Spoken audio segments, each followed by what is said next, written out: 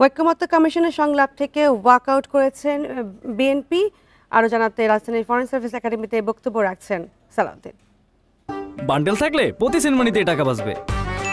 বিকাশ send money bundle কিনে জিতুন প্রতি লেনদেনে। বাকিটা হয়তো পরবর্তী সংশোধনের মাধ্যমে যাবে।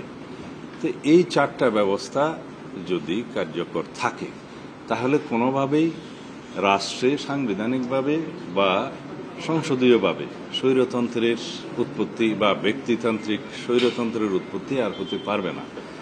কিন্তু এখানে একটা বিষয় লক্ষণীয়, নির্বাহী বিভাগকে রাষ্ট্র এবং সরকার পরিচালনার ক্ষেত্রে যাতে কোনোভাবেই বাধাগ্রস্ত না হতে হয়, যেহেতু নির্বাহী বিভাগের অ্যাকাউন্টেবিলিটি থাকছে সংসদের উপরে, সংসদের কাছে, এবং নির্বাহী বিভাগের অ্যাকাউন্টেবিলিটি থাকতেছে জনগণের কাছে।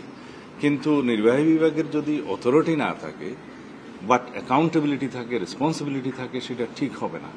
সুতরাং নির্বাহী বিভাগের অথরিটি এক্সারসাইজের ক্ষেত্রে রাষ্ট্রের বিভিন্ন অঙ্গের সহায়তার প্রয়োজন আছে। সেই বিবেচনা থেকে আমরা মনে করি যে এখন সাংবিধানিক যে সমস্ত প্রতিষ্ঠানের নিয়োগ এবং সংবিধিবদ্ধ বিভিন্ন প্রতিষ্ঠানের নিয়োগ সংক্রান্ত যে নিয়ন্ত্রণটা করতে চাচ্ছে সাংবিধানিকভাবে, সেটা যদি হয় তাহলে নির্বাহী বিভাগের কার্য সম্পাদনে এবং সঠিকভাবে একটা ভারসাম্যমূলক সরকার ব্যবস্থা এবং রাষ্ট্র ব্যবস্থা পরিচালনার ক্ষেত্রে প্রতিষ্ঠা করার ক্ষেত্রে অনেকটা বাধা পেতে হবে।